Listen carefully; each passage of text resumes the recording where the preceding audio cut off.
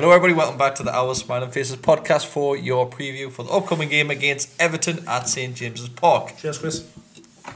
Cheers, mate. Cheers, Digger. Cheers, mate. Is there anything in that, Digger? Cheers, bud. Is that Yours! Sounds a bit hollow, that. Is that one yours? That was mine as well, mate. Digger had to put the can in front of him and make himself look a bit more hard. Yeah, no, they were hard. Just like I had an empty pint glass, and I thought like that just looks crap, doesn't it? Just there. So Anybody that listened to the last two knew you had a pint But of they're all Coke. crying because they need to get home and stuff. So I didn't have time to go and get anything. I haven't cried once, mate.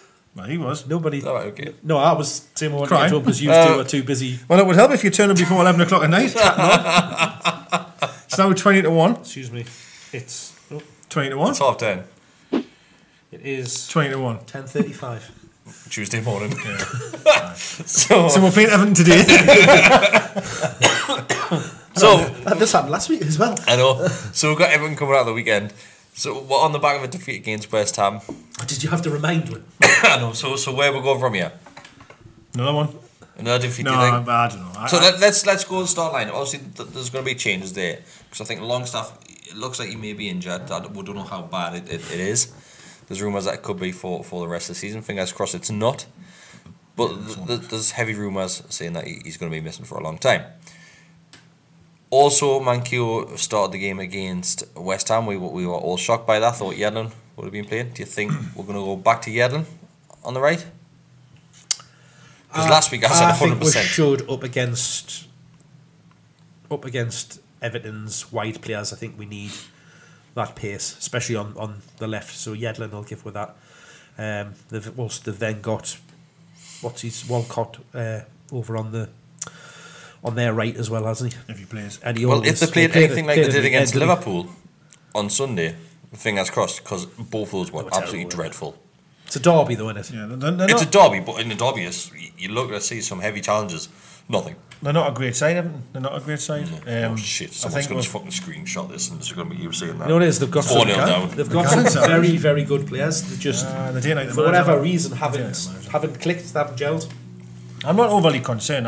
They're a good side and they've got enough to tear us apart. No doubt about that. Of course they have. They did down there. But I'm not. It was 0-0. They're still tore apart. Or 1-1. They sorry. won it. 1-1. It was 1-1. Sorry. So I wouldn't say tore apart, like, but no, I wouldn't say I'm overly concerned. I'm going to be honest, since giving it some thought. I think there's a chance he might go 4 at the back. I think there's a chance. I just think there's a chance. I don't want him to. So he's getting dropped I think it might. Oh, well, that's a tough one. Like, because you dropped one of your centre 3, ain't you? Share. Can't be. he just kind of can. Share. How can So you? the cells in Lejeune. But how can you? You can't drop straight. You can't. Man. Telling you now. I know he fucked up. So you think but we're gonna play you for? can't. I I think it'll be the same back five that the last handful of home games have been. Yeah, I hope so. Yeah, I'd rather it's be just obviously. the thought of getting that extra midfielder in there. Yeah, I know. That's the So you either lose one from up front or you take one out of your back five. I would lose one from the front, but he'll not do that, and that's quite rightly so to do. But yeah, I think he might. The way that they play as well, because they stick one up top and they have 5 in midfield with 2 wide players, 3 in the middle. If he's going to drop one up top, Much like West Ham did. It's going to be Almiron, isn't it? no, I don't. Do you think he's going to drop Perez ahead of Almiron? No, I think he would drop Almiron and I have do. him I as think an Almiron impact impact. player. Yeah. I wouldn't like to see it, but I wouldn't be shocked to see it happen. Yeah. So if you So you could if you're go looking at, 4-5-1 or 4-4-1-1. Yeah. I'd be gutted, mate. Which I'd be is absolutely going back to what we've played for the majority of the season, isn't I'd it? be good. I would be good, but I could see it happening. If I'm being completely honest with you. I would have been less bothered had you have done that on Saturday than this weekend. Yeah, no, yeah. I think I have a feeling he might go back to the 4, but my heart's saying no. Stay with what we've got. Play the same team, but Diarmi replaces Longstaff. so Yedlin replaces Manquillo as well, and then Diarmi replaces Longstaff, and then you go again. If we do it, as I just said before, there's then a bigger expectation on what Perez and Almiron have to do in their roles. They need to be less of a forward attack threat and drop back more into midfield, and that's a worry for me. You hope it's not going to go the same way as what West Ham game was, but when none of the front three were really getting much, and they were all having to drop back. Especially, you noticed it massively with Rondon and Almiron. Yeah. Almiron's playing left back half the time, trying to pick that ball up, and playing there. And it's because gonna happen, they've got that 5 in midfield of 2 wide players and 3 in the middle to overrun you. And I think Everton will try to do exactly the same. I don't know. I don't think. I hope I'm wrong and we'll play 3-5-2 and absolutely muller them. It's hard to second guess, isn't it? Especially we know that Perez doesn't get dropped, or when he does, it's very, very rarely when he does get dropped. So I wouldn't say he deserves to be there. No. I'll probably agree. I think the front three, but I can't. He just doesn't give you as many. It's easier to make the excuse. I think as Almiron would if he stayed in the team. It's easier to make the excuse of not starting Almiron than what it would have not start Perez, because you can turn around and say he's still new to the league, he's still finding his feet. Yeah.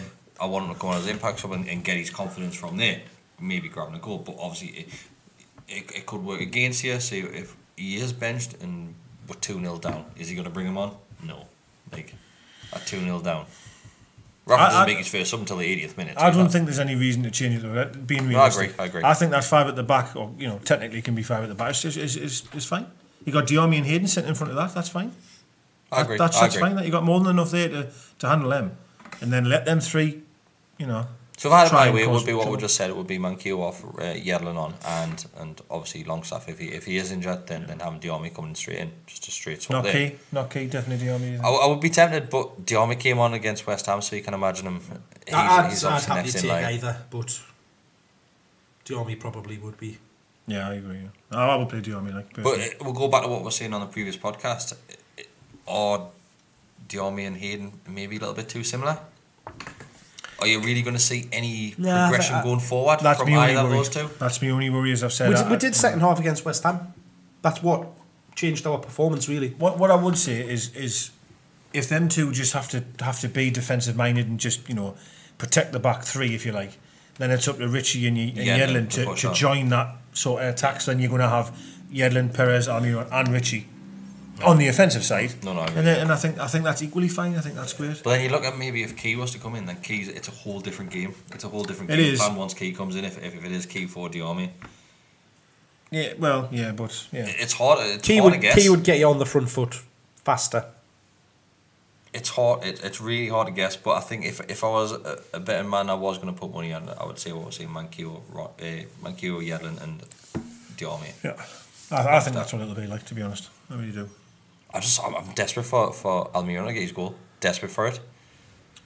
I'm probably not as desperate as you. I just wanted to see him playing well. I don't think he's done anything he looks like a fantastic player. I just think with the goal, then maybe that'll put his confidence a bit higher, and we'll see even more of what we're already seeing. Of course. Because I think the longer he goes without getting a game, then maybe we might get a little bit frustrated. Well, not us as fans, but maybe he might get frustrated. More frustrated. Yeah. The couple of one-on-ones that he's had with the keeper. I mean, his first one where he chipped was sublime. The one in midweek where he went through and then ended up in the against the billboards was a bit tougher. He had one clear chance on Saturday night, which he didn't really strike the ball, particularly well. It was a clear chance. It was a chance. Yeah. I think you're going to get chances against these though on Saturday. I definitely think you're going to get opportunities because they're not great at the back. I think Almiron on the break is our big opportunity, which is why I'd rather have. If we are going to go back to 5 in midfield, I'd rather Perez was the one that missed out and kept Almiron and Rondon. I just want to see Almiron just make Jordan Pickford cry, if I'm being completely honest with you. Yeah, that would be nice. Yeah. These little dinosaur arms. It would be good. There's nothing much better to see, and I know as a fans we're going to wind him up, and I hate it when we do it because it normally comes back to bite you on the arse. He's a little knob, isn't but he would be. How would if I was You would. Yeah. If I was a footballer and I was playing for another team and what up against someone, he'd be exactly the same, wouldn't you? Yeah, 100%. I would be. Yeah, 100%. And he really loves it, doesn't he? When he beats her. Oh, he loves it, doesn't he? Which he's going to. And it would be lovely to see Almiron or anyone score, to be honest. But I don't know. I think it's gonna be a difficult game because they're a decent-ish side, but I wouldn't necessarily. I'm shit scared of them. I draw. So you're going to draw? Score draw? 0-0? Score draw. Yeah. Result? 1-1. 1-1? Well, I was going to say that, but I'll go 2 on us because he said that. So I'll go 2-1 us. So Almiron gets his first in Lascelles. I'll go 0-0. It's fine. And I'd take a point right now. Like, if it was off, I'd probably take it. I know at home, but Everton are a half decent team. You know, and it just shows you what one game does to your confidence and your thoughts. Because, you know, even if we got to West Ham on Saturday and got a draw from that, we'd say win next week. We're going to hammer Everton. I see. I'm different on that one because that game doesn't even knock me at all. I still believe in everything that we do. I just think it's just one of them days. It's just one of them days. And as we said, we definitely created chances in the second half. We could have got something out of that game. We're at home. I think we'll be alright. Two individual mistakes cost us that game. Definitely did. Yeah. So, yeah. That's it. We're going to win. Story of the season, though, isn't it? Individual mistakes. Where the goals are coming from. Someone's have to say, but tends to when you concede a goal, it will be an individual that makes a mistake. Like probably, unless he scores one from 40 yards. Well, how can they not score a goal? It's not someone's fault. Good. Every time you goal and but 9 times out of 10, if you see a goal against you, going, wow, he should have picked him up, he should have marked him, and he should have done this. Yeah, look at some of the goals we scored, and I find it hard to think of one of their defenders fucked up. Oh, I don't know. We saw some goals which are pretty bad, but we think they're amazing because of our goals.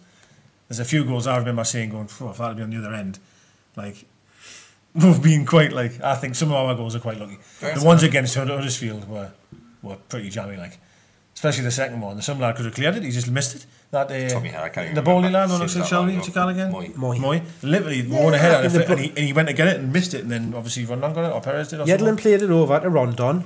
And it was Rondon had a shot down to Perez, and Perez tucked it away. Well, it was Rondon's then, the first one. Could say that there was a shambles. Defending wise, there's no individual errors for Shaws. I'll tell you that. Boom. Yes. But that's what I'm saying. That's a scream out. Well, out of 10 goals, I reckon you won't get many like Shaws, will you? That's why everyone's having a wank about it. Because it's a really good goal. You look at most of our goals that we concede and say, well, what's he done there? Yeah. Keeper drops it. You don't pick up your man. But you don't do that because we're scoring. You didn't care, do you? You're not interested in what the defence is doing. It's a goal we've scored. Happy days. Life's amazing. You didn't care what's happened to the opposition. But being realistic, I reckon out of 10 goals, 8 of them you could blame someone for it. Why is he not tracking him back? Why is he not marking him? You know what I mean? This is endless, isn't it, really? So, 1-1, 2-1. Yeah, I'll go 2-1, yeah. Well, we're not getting beat, apparently. So we'll take it. 3-0 Everton. Fuck it, yeah. Cheers, lads. Yeah, we'll see what happens, Right, everybody, thanks for watching, thanks for listening, and I'm not sure if we've got any more videos. Aaron will be doing his FIFA videos. Double on at half time or so. Double come on at half time, I'll get confused. What else have we got? We've got Emil's player ratings from previous games. Have we got away sale this week, Adam? Away sale will be coming on. He's called Andy. Oh, Andy, sorry. I thought it was Adam. I could have sworn it was a good one, his last one. Did you listen to it? Today I did, aye. Did you after the game? No, well, I'll tell you what happened. Hey, what happened? Yeah, what happened in the game then? Yeah, what, sorry? What's happened in the game then? What game? The West Ham one? Right. I know what happened, it was shite. But no, what happened was I took the bit of gymnastics today and I put my headphones in, and for some reason it just starts a random episode or something. So I put it and that was it. So it started and I was like, this is kind of good, this. It was alright, wasn't it? I thought it was great, really good, yeah. It's Americans, man. Yeah, interview Americans and they're just, they're gone. They are great. You don't even have to ask more questions. Just Gobshites. Yeah, gobshites, aye. But he was really good interview. I thought it was brilliant. He was really praising of Newcastle. Yeah. And Newcastle fans, and he was coming from America. He was in Dublin, if I remember. Was he in Dublin? Dublin's not America, Chris. No. So he had flew from America to Dublin. What I found quite funny is from Dublin to at the start. Fucking your geography's terrible. At the start, Andy was quite I got the sense anyway that he was like, well, you're not very good. You're a bit hot and cold and stuff, and wearing a decent uniform. Yeah. And I was like, whoa, he's giving it here, And then the other I was like, oh yeah, we are shite sometimes. Do you know what I mean? And it was, I don't know, I thought it was really good. But as you say though, you ask one question to a yank. And you seem to get a mint answer back, don't you? Like, it's good. It was good. It was really good. But I checked those out because those are coming fast as well. So, that's good. Thank you for watching. Thank you for listening. Thank you for subscribing to the channel. If you haven't done already, do so. Because this is the best share Newcastle United in YouTube the world. channel in the world. And we don't take videos of girls walking past. Good night. Well, we don't publish them.